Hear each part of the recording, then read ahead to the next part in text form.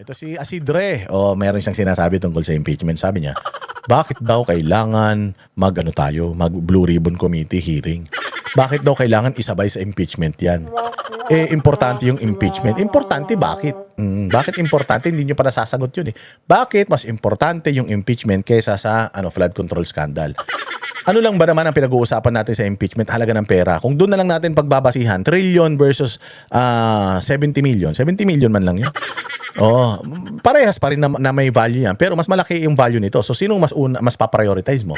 Yung mas malaking ninakaw, yung mas maliit na ninakaw, hindi natin sinasabi na nagnakaw si Inday, hindi rin natin sinasabi na hindi siya nagnakaw. Ang sinasabi natin dito, ito yung pinag-uusapan nating pera dito. Tapos dito, napakalaki ng pinag-uusapan nating pera, pero mas gusto nating unahin yung maliit. Ano yun? Hindi pwede yun. Dapat mas unahin natin yung malaki. Kasi yung malaki, yun yung talagang malaki ang naapekto sa buhay ng mga Pilipino. Manta kami trillion na pera ng Pilipinas. Di ba pinapaliwanag ko sa inyo, mga bossing? Yang mga congressman, yang mga senador, yang mga taga-DPWH na yan, magnanakaw man lahat yan. Lahat yan nangungumisyon yan. Lahat yan nangingikbak yan. Kaya nga sinasabi ni Erice, lahat yan may allocables, lahat yan may insertions, at lahat yan kumikita sa mga proyekto. Ang naging problema kasi nitong panahon ni Bongbong Marcos, sobrang naging ganid sila. Bakit? Ang isang proyekto, ino-overprice nila ng at least 200 to 300%. Ang isang proyekto para yung sobrang budget, halimbawa, bigyan ko kayo ng halimbawa, yung tulay, ang halaga niyan, isang billion lang. I-blow up nila yan, i-overprice nila yan. Gagawin nilang 3 billion. So yung 1 billion, mapupunta dun sa proyekto, magagawa yung proyekto, tapos yung other 2 billion, yun yung paghahati-hatian ng congressman, ng senador, ng mga taga-DPWH, at kung sino-sino pa. Pero tapos yung proyekto. Merong tulay. Substandard ba yung tulay? Pwedeng hindi. Kasi nga, ang budget talaga ng tulay na yun, bago nila patungan, meron ng mga studies yan, meron ng mga mga budgeting yan, materials, design. So, pag inano yan ng architect, ng engineer, ito yung tulay, ito yung design, ito ang gagastusin natin dito, 1 billion. Ang gagawin ng mga putang ng congressman na yan, at saka ng mga senador na yan, ang gagawin nila, at saka ng Malacanang, sige, patungan nyo yan ng 2 million, i-approve natin na budget para sa tulay na yan, 3 billion.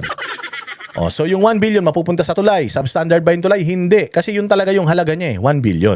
Yung 2 billion paghahati-hatian nila. Alam nyo ba nangyari ngayon? In-overprice na nila yung isang proyekto. Putang ina, ginost pa nila.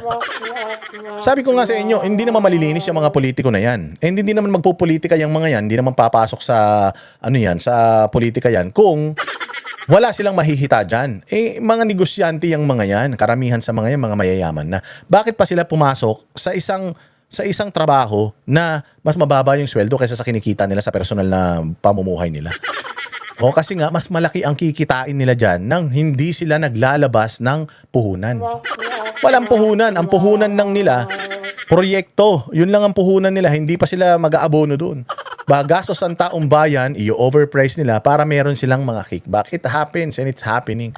Ang problema lang, masyadong ganid itong na ito. Pumapayag na nga tayo na kumikickback sila.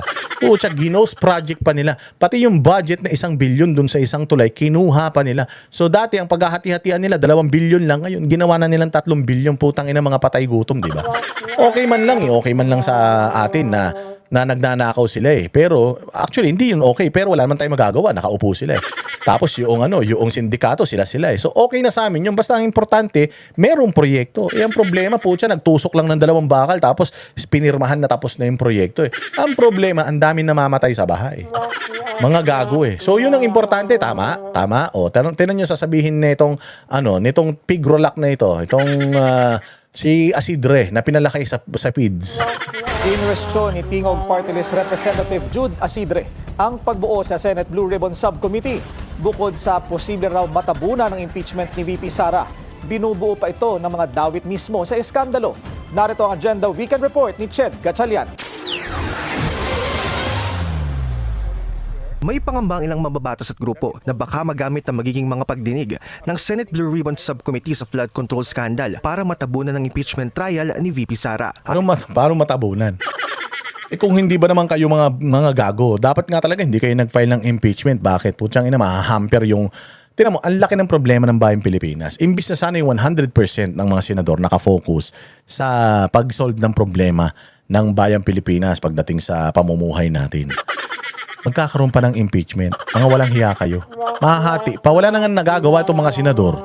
Hahatiin nyo pa yung kanilang atensyon. At mas gusto nilang mag-proceed ang impeachment.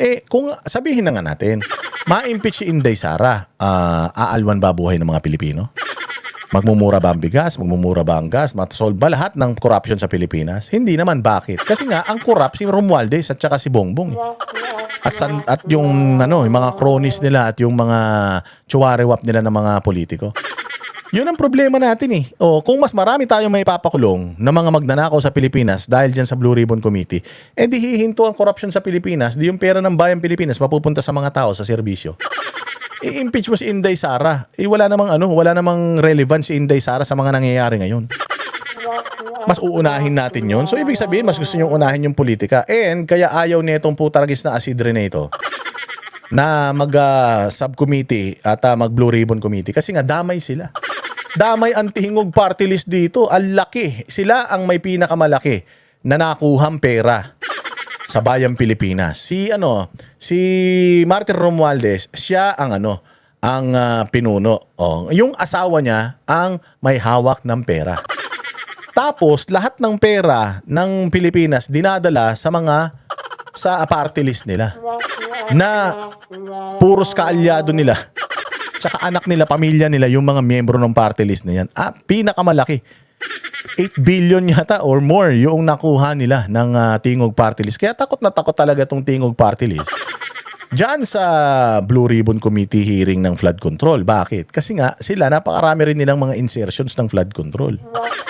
So masisilip sila. Kaya ayaw nila. Ayon yan kay Tingog Party List Representative Jude Asidre. Umapayat na rin to. Dati parang pwede nang katayin to pero ngayon medyo nangangayayat na rin. Problemado na rin si Tanga. Pareho ako ng katanungan ng marami, na bakit kaya pinipilit nila na gawin to sa panahong ito ngayon, di ba? Bakit daw pinipilit gawin yung flood control sa panahon nito? Gago, kasi magtatag-ulan na. Matapos na summer, magtatag-ulan na. Yung pangako ni Bongbong Marcos na may makukulong, putang ina, hanggang ngayon, puros mga kalaban pa rin niya sa politika yung mga nakakulong. Yung amo mo, nagpalamon sa'yo at bumusog sa yung kupal ka, na si Martin Romualdez, hanggang ngayon nasa laya pa. Tapos ang isasampang kaso ng ombudsman, bailable pa. Yung kay Jinggoy, non-bailable. Yung kay Cheese, non-bailable. Kay Villanueva, non-bailable. Kay Bong Revilla, non-bailable. Tapos yung sa kanya, bailable. Para lang masabi na kinasuhan si Romualdez, pero pag nagbayad si Romualdez ng bail, wala na, malaya ulit siya.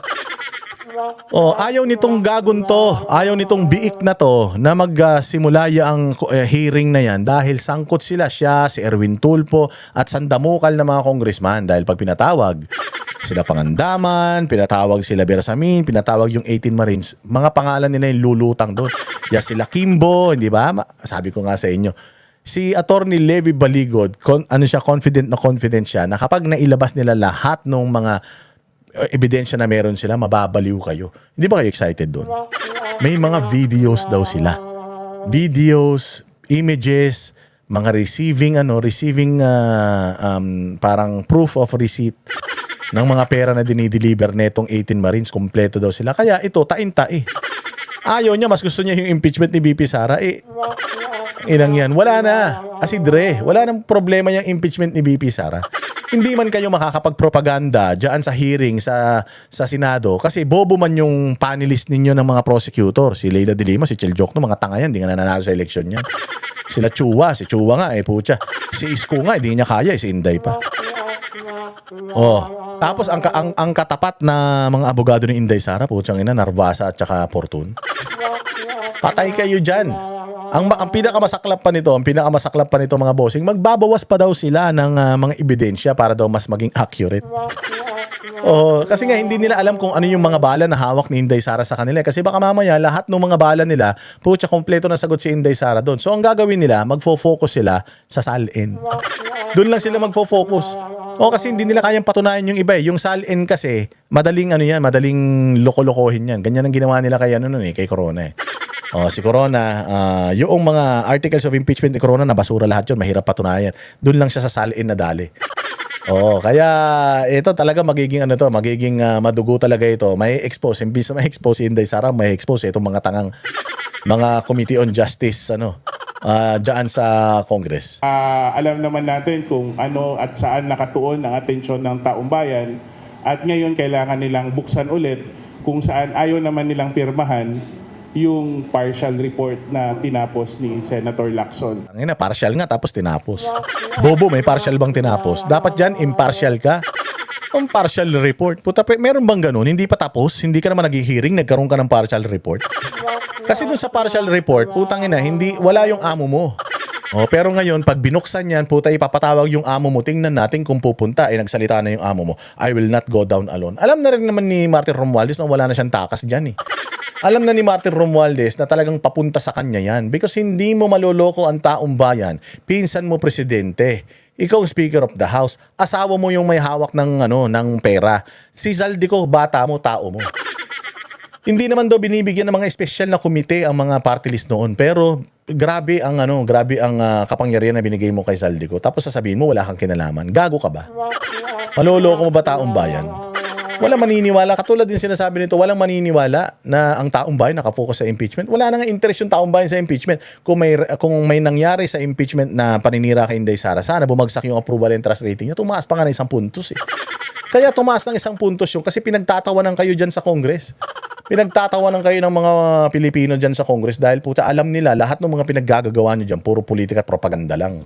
Tinutukoy ni Isidre ang Partial Flood Control Project na 7 pa lang ang pumipirma para matuloy sana ang investigasyon ng Senate Blue Ribbon. So, kailangan may kondisyon para matuloy yung investigasyon. Gago. Para matuloy yung investigasyon, mag-imbestiga ka. Bobo ka pala eh. Di ba? Matutuloy yung, paano, para matuloy yung investigasyon, kailangan pumirma kayo dito. Gago, tapusin natin. Bakit kailangan ng partial? Hindi, kailangan tapos lahat. Meron tayong final resolution. At saka recommendation, hindi yung partial. Kasi yung partial, kailangan niyang maipasa. Kasi dun sa partial report, nandoon yung pangalan ng mga taga-minority. Okay, kasi nga, yung mga inimbita nila ng mga resource person dyan, putang ina, puros mga sindikato nila. Kaya, kaya nilang manipula. Ngayon, si Rodante Marcoleta, patay kayo. Patay kayo. Tapos sa subcommittee ni Rodante Marcoleta, wala pang ni isa sa mga ulol na ito ang miyembro. Utang ina niyan. Kaya panay ang atake nila kay Rodante Marcoleta, kaysa tumanggap daw si Rodante Marcoleta ng pera galing sa isang private na person. Dahil, utang ina, yun naman. Pera ba ng taong bayan yan? Hindi naman. Ninakaw ba sa taong bayan yung pera na yan? Hindi naman. Ibinigay yan sa kanya as donasyon. So anong problema nung dineklara naman niya? So doon pa lang alam mo na talagang kaya nga si Marcoleta di naman siya takot. Sabi ni Marcoleta, ulul. Tangina ninyo, di nyo ako kaya, abogado ako, kayo hindi. Committee sa ilalim ng dating chairperson nito na si Senator Ping Lacson. Si Senate President Alan Peter Cayeta na mismo nga nag-anunsyo kahapon na magkakaroon na ng subcommittee ang Senate Blue Ribbon at si Senator Rodante Marcoleta raw ang magiging chairperson. Tanong ni Isidre, kaninong naratibo kaya ang mangingibabaw sa magiging pagdinig ng naturang subcommittee? Para sa hapon sa impeachment, medyo nawawala kami, nakakalampag kami sa impeachment court. Huwag naman usa ng ganun. Ulol. Sa impeachment, at least twice a week lang ang impeachment. Pwede naman na hindi isabay eh. Pwede naman na kung Tuesday, Thursday yung impeachment, din Blue Ribbon Committee, gawin natin MWF. Tangina, niloloko nyo taong bayan eh. Kaya naman nilang i-schedule yan. Yun nga ang kagandahan ng may subcommittee. Kasi hindi ka nakafocus sa isang malakihan lang. Pwedeng lahat ng mga corruption sa Pilipinas, mayroong may mga subcommittee na nakatutok doon. Aside from the main committee, which is the Blue Ribbon Committee. Ang kinakatakot kasi nitong baboy na ito, yung pangalan niya lumabas. Ang kinakatakot ng baboy na ito, ma-expose yung mga pagnanakaw ng party list nila. At ang kinakatakot ng biik na ito, yung amo niya na si Romualdez at saka si sino yan? Yeda Romualdez, putsang ina mapatawag dyan at mabulatlat yung mga proyekto nila. Pati yung mga congressman dyan. Oo, yung mga congressman dyan na alam siyempre kilala man ni Marcoleta mga ngayon kung sino yung mga magnanakaw dyan. Once na may inimbita si Marcoleta dyan at hindi nagpunta, yari. Sigurado, mapapahiya. Diba? Ginagawa ba to para to undermine the impeachment process? Dagdag pa ni Isidre, hindi raw magandang tignan para sa publiko na ang ilan sa mag-iimbestiga sa flood control scandal ay dawit din dito. Kaya ibang opisina raw ang dapat humawak sa mga kasong may kaugnayan sa Anak ng putya. Pag sa kanila, pag sila ang may hawak ng investigasyon, ano sa kanila? Pag okay lang sa kanila. Pero pag iba ang may hawak, sangkot daw. Putang ina ninyo, hindi nyo ba naisip nung nagpa-file kayo ng impeachment kay Inday Sara? Hindi nyo ba nakita na lahat ng mga member ng Committee on Justice, lahat halos putang ina puros may mga kaso ng pagnanakaw? Di ba yun nga yung sinasabi ni Bong Suntay? Maraming mga haka-haka, maraming mga ebidensya nagsasabi, mga magnanakaw daw tayong mga congressman at karamihan sa mga yun nandito sa committee na to. Hindi ba dapat linisin muna natin yung mga pangalan natin bago natin litisin si Inday Sara? Dahil tayo mismo dito sa Congress magnanakaw tayo. Di ba yun yung sinabi ni Bong Suntay nung nagsisimula yung ano na yan, yung hearing dyan sa tungkol sa impeachment ni VP Sara na anong delikadesang meron tayo na inaakusahan tayo na magnanakaw tapos sinasabi natin or lilitisin natin yung pagnanakaw ng ibang tao. Di ba dapat ayusin muna natin yung bahay natin? Di ba dapat nung sinabi ng 18 Marines na nagbibigay sila ng pera sa mga congressman na ito, di ba dapat hinahabol muna natin yung mga nagkakasala dito sa loob natin? Bakit natin hinahabol si Inday? So ganun din eh. Nag-imbestiga dyan sa Committee on Justice, unang-una mga magnanakaw. Pangalawa, puros makakaliwa, NPA, komunista.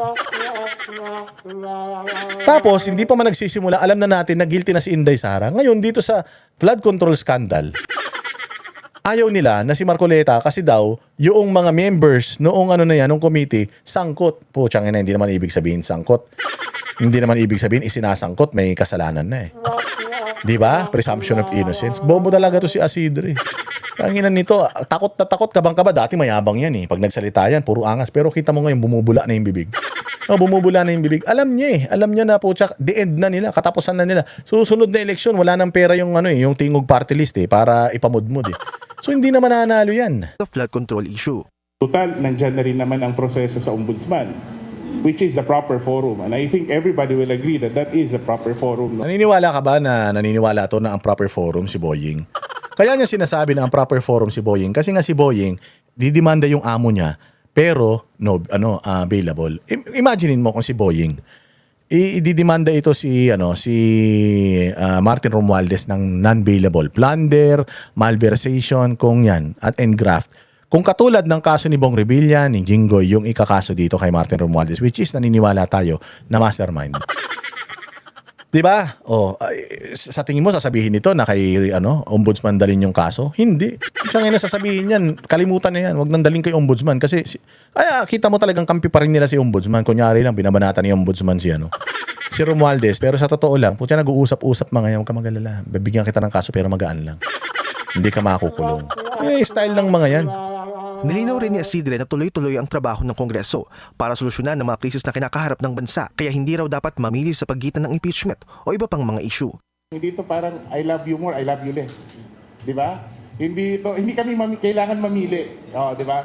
So parehong kailangan gawin, pareho kailangan bigyan ng atensyon. Nakamatsyag naman daw ang bayan sa magiging kilos ng Senado. Wala na.